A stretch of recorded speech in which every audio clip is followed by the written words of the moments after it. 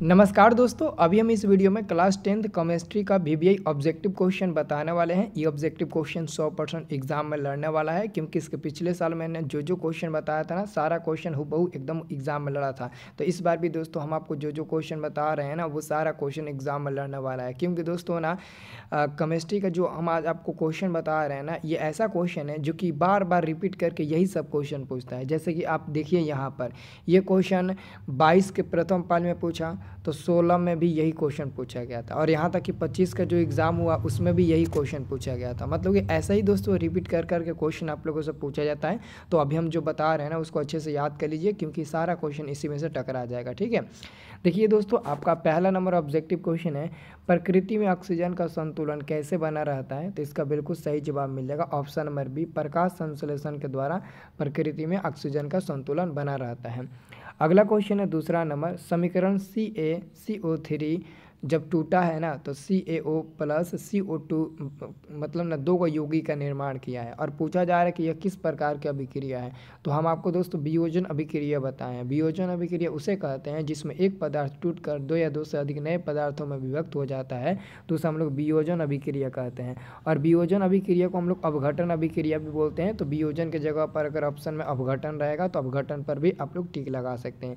ये क्वेश्चन 24 के द्वितीय पाली में और 14 के प्रथम पाली में पूछा गया था। अगला क्वेश्चन है, नीचे दी गई अभिक्रिया में कौन सा कथन सही है? नीचे दी गई अभिक्रिया में कौन सा कथन सही है? तो ऑप्शन नंबर ए हो जाएगा, कॉपर का ऑक्सीकरण हो रहा है। यहाँ पर कॉपर का CU कॉपर का ऑक्सीकरण हो रहा है। ये क्वेश्चन आने वाला है, संकेत कर दिया है। अगला क्वेश्चन दोस्तों आपका है 4 नंबर। ये क्वेश्चन आपका 4 नंबर है, निम्न में कौन अवकारक है? आपको अवकारक बताना है कि निम्न में से कौन अवकारक है। H2S ऑप्शन नंबर डी आपका बिल्कुल सही जवाब मिल जाएगा। 5 नंबर क्वेश्चन है, CuO कॉपर ऑक्साइड प्लस में H2 जब अभिक्रिया किया है, तो Cu प्लस H2O किस प्रकार की अभिक्रिया है? तो दोस्तों इसमें उपचयन अपचयन दोनों के गुण मिल रहे हैं। तो जिसमें दोस्तों अपचयन उपचयन दोनों के गुण मिलते हैं उसे रेडक्स अभिक्रिया कहते हैं। ऑप्शन नंबर आपका 5 का डी नंबर बिल्कुल सही जवाब मिल जाएगा। 6 नंबर क्वेश्चन है आपका, साग सब्जियों का विघटित होकर कंपोस्ट बनना किस प्रकार की अभिक्रिया का उदाहरण है? तो उसमें छेपी ऑप्शन नंबर बी सही जवाब मिल जाएगा। 7 नंबर दोस्तों क्वेश्चन है, उपचयन वह क्रिया है जिसमें, ये क्वेश्चन देखिए 2017 में आया था, फिर 23 के द्वितीय में आया, फिर एक साल गैप देकर 25 के प्रथम द्वितीय पाल में पूछ दिया था। तो उपचयन वह प्रक्रिया है जिसमें क्या होता है, ऑक्सीजन का योग, हाइड्रोजन का वियोग और इलेक्ट्रॉन का त्याग। सभी कथन सही हो जाएगा, डी नंबर आपका बिल्कुल सही जवाब मिल जाएगा। अगला क्वेश्चन है दोस्तों, Na2SO4 plus BaCl2 arrow BaSO4 plus में 2NaCl किस प्रकार की अभिक्रिया है? दोस्तों हम आपको एक द्विविस्थापन अभिक्रिया बताए थे। द्विविस्थापन अभिक्रिया उसे कहते हैं जिसमें यौगिक अपने आयनों की अदला बदली करते हैं। तो यहाँ पर दोस्तों आपका आंसर हो जाएगा सी नंबर, द्विविस्थापन अभिक्रिया। क्योंकि द्विविस्थापन अभिक्रिया में आयन अदला बदली करते हैं, प्लस वाला यौगिक माइनस में चला जाता है, माइनस वाला प्लस के साथ आ जाता है। 9 नंबर क्वेश्चन है, जिंक प्लस कॉपर सल्फेट जब अभिक्रिया की है, तो जिंक सल्फेट प्लस कॉपर बनाया है। तो यह किस प्रकार की रासायनिक अभिक्रिया का उदाहरण है? तो ये दोस्तों आपका विस्थापन अभिक्रिया हो जाएगा। क्योंकि जिस अभिक्रिया में ना कोई तत्व अपने से कम अभिक्रियाशील वाले तत्वों को त्याग कर उसका स्थान ग्रहण कर लेता है, तो उसको हम लोग विस्थापन अभिक्रिया कहते हैं। तो ऑप्शन नंबर आपका बी नंबर वाला बिल्कुल सही जवाब मिल जाएगा। अगला क्वेश्चन है दोस्तों 10 नंबर, जब मैग्नीशियम फीता को जलाया जाता है तो उत्पन्न आग होती है, तो चमकीला, उजला, पीला, नीली या फिर लाल होती है। तो 10 नंबर क्वेश्चन का आंसर आप लोग याद रखिएगा, चमकीला उजला टाइप का होता है। जब हम मैग्नीशियम फीता को जलाते हैं ना, तो जो आग की लौ होती है वो चमकीला उजला दिखाई देता है। तो ऑप्शन नंबर सी सही जवाब मिल जाएगा। एक और दोस्तों हम आपको बात बता देना चाहते हैं, अगर आप लोग 2026 बोर्ड एग्जाम में ना 2026 के बोर्ड एग्जाम में अच्छे से अच्छे नंबर लाना चाहते हो, तो दोस्तों एक काम हमेशा याद रखना, और इस काम को आप लोग ज़रूर कर लीजिएगा, है ना। मैं हर साल ऐसे वीडियो देता हूँ और हर साल एक PDF नोट्स देता हूँ। PDF नोट्स का मतलब समझते हो ना। देखिए, अगर आप शुरू से ऑनलाइन या फिर कहीं अस्थायी जगह पर ट्यूशन कोचिंग नहीं पढ़े होंगे, या फिर पढ़े भी होंगे उतना अच्छे से आपको नहीं समझ में आया होगा, इस समय आपको ज़्यादा प्रॉब्लम हो रही है ना, तो इसी सब को ना दूर करते हुए मैं हर साल ना ऐसे वीडियो डालता हूँ यूट्यूब पर, ताकि लड़का अच्छे से अच्छे नंबर ला दे, और साथ में एक PDF नोट्स देते हैं। ये दो इतना इंपॉर्टेंट बन जाता है ना, 470 नंबर तक लड़का ला देता है, क्योंकि एक मैं PDF नोट्स देता हूँ। इस PDF नोट्स में आपका जो सब्जेक्ट है ना, चाहे Hindi, non Hindi, science, science, social science है, संस्कृत, उर्दू, मैथिली, इंग्लिश, जो भी आपका सब्जेक्ट है, सारे सब्जेक्ट हम PDF नोट्स देते हैं। उस नोट्स में 100% लर्नने वाला ऑब्जेक्टिव क्वेश्चन देते हैं। जो मेहनत से वो याद कर लेता है, रिवीजन कर लेता है, वो एग्ज़ाम में 460, 70, 65 इतना नंबर ला देता है। सच बता रहा हूँ, मैं 4 साल से दे रहा हूँ, है ना। तो अगर आप लोगों को वो PDF लेना है तो उसका प्राइस पता है कितना है? 500, 600, 800 नहीं है, मात्र 199 रुपया है। आप ले सकते हो। आप पिछला साल का मेरा रिकॉर्ड जाकर देख लेना, पिछला साल का ये वीडियो देखिएगा ना, उस वीडियो में हम बताए हैं 199 रुपये का नोट्स आप लोग ले लीजिएगा। तो काफ़ी लड़के लिए थे, बहुत लड़के लिए थे, और बहुत लड़के लिए थे क्या, एग्ज़ाम में नंबर 471, 73 ऐसे तक नंबर आ गया था, और टॉपर वेरिफिकेशन में भी चल गए थे लड़के, मतलब ना मज़ा आ गया था।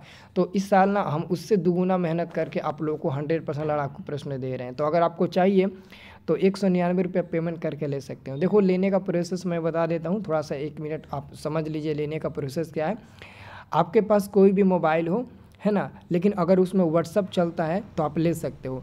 ये PDF नोट्स हम आपके व्हाट्सअप पर भेजेंगे, आप उसको PDF में डाउनलोड कर लेना, अपने मोबाइल में सेव करके रख लेना हमेशा के लिए, और वहीं से PDF में ओपन करके याद करना पड़ना, क्योंकि जो भी हम देंगे ऑब्जेक्टिव चाहे सब्जेक्टिव आंसर सही देंगे। आप उसे चाहो तो प्रिंट आउट भी करवा सकते हो अगर पैसा होगा तो, और नहीं होगा तो आप मोबाइल से ही PDF ओपन करके पढ़ लीजिएगा, ठीक है। अब देखिए, मैं आपको 2 मोबाइल नंबर दे रहा हूँ, ठीक है ना। अगर आपको चाहिए होगा तो ये 2 मोबाइल नंबर है, दोनों में से किसी भी नंबर पर फ़ोन करिएगा और पूछिएगा कि सर हमको PDF नोट चाहिए, किस नंबर पर पेमेंट करना है, या फिर स्कैनर भेज दीजिए, मैं उस नंबर पर पेमेंट कर देता हूँ, आप हमें PDF नोट्स व्हाट्सएप पर भेज दीजिए, है ना। तो मैं आपको स्कैनर दूंगा या फिर पे फ़ोन नंबर अपना दूंगा, और आप लोग उस पर पेमेंट कर दीजिएगा, मैं आपको PDF नोट्स भेज दूंगा। याद रहे दोस्तों, आप ये मत सोचना कि सर पेमेंट ले लेंगे, कहीं PDF नोट्स नहीं भेजेंगे तो क्या होगा। देखिए दोस्तों, मैं किसी के साथ ये सब काम नहीं करता हूँ कि किसी का पैसा लेकर उसको PDF नोट्स ना दूँ, और नहीं दूंगा तो मेरे को क्या फ़ायदा मिलेगा।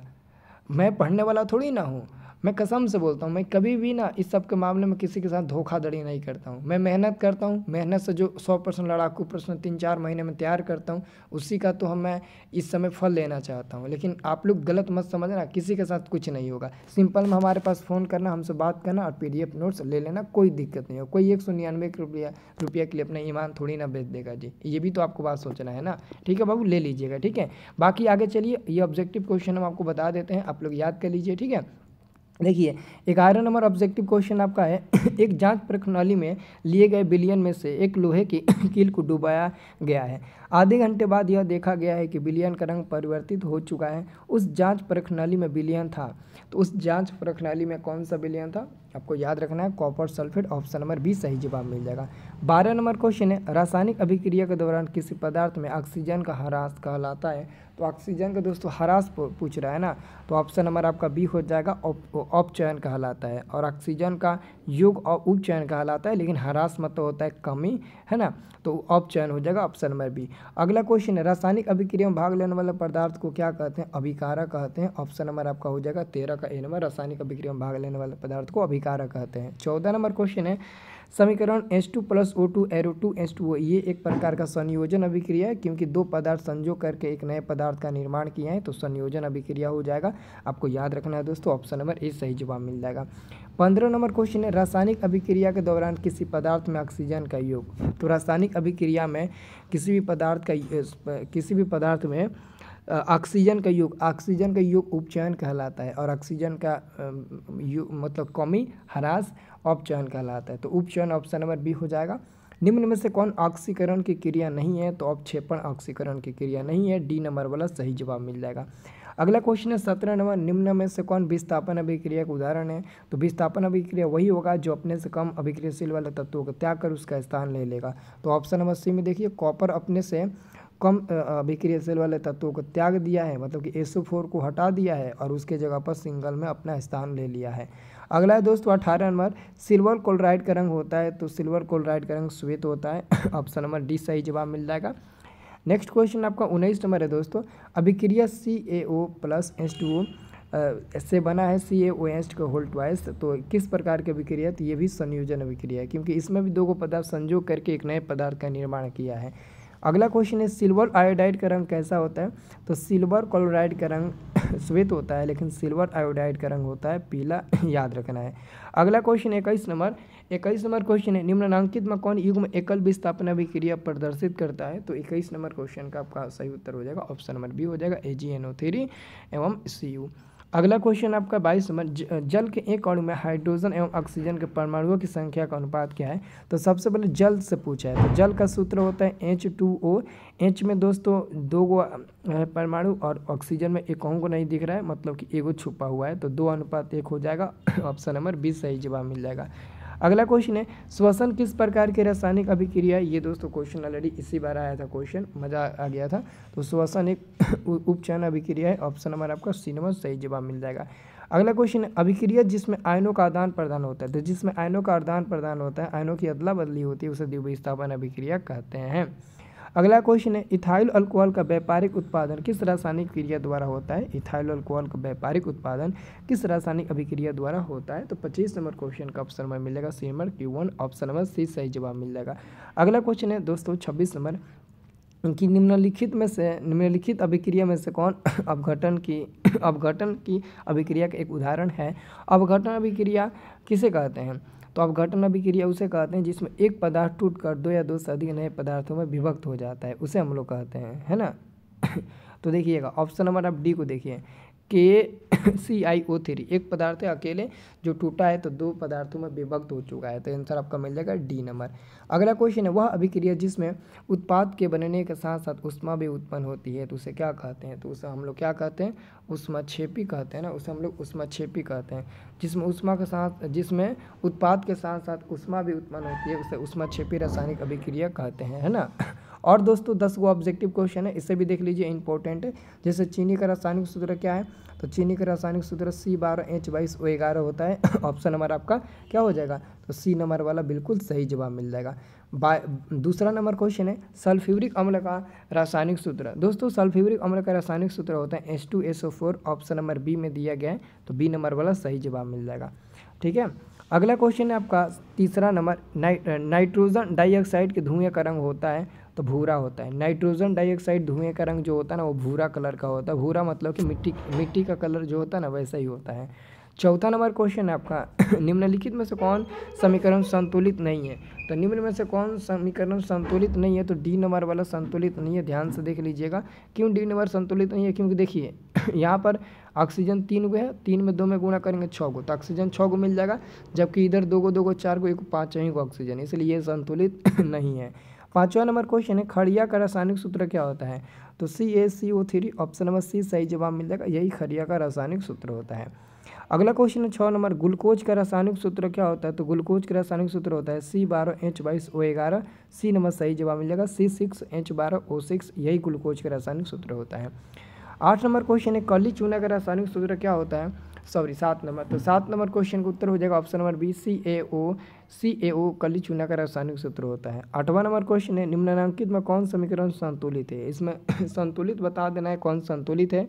तो देखिए यहाँ पर Zn एगो है, यहाँ पर भी Zn एगो है, यहाँ पर H का गो है 2 गो है, यहाँ पर भी H 2 गो है, SO4 यहाँ पर भी SO4, मतलब कि ये बराबर दोनों बगल सेम टू सेम है, तो आपका ऑप्शन नंबर 20 सही जवाब मिलेगा 8 नंबर क्वेश्चन का। तो दोस्तों ये इंपॉर्टेंट क्वेश्चन था, इसलिए मैं आपको बता दिया, है ना। आप लोग इसे अच्छे तरीके से रिवीजन कर लीजिएगा, जो भी इंपॉर्टेंट क्वेश्चन आएगा ना, मैं खुद आपको वीडियो बनाकर आपको बता दूंगा, और आप लोग रिवीजन करते रहिएगा। चैनल को सब्सक्राइब कर लीजिएगा।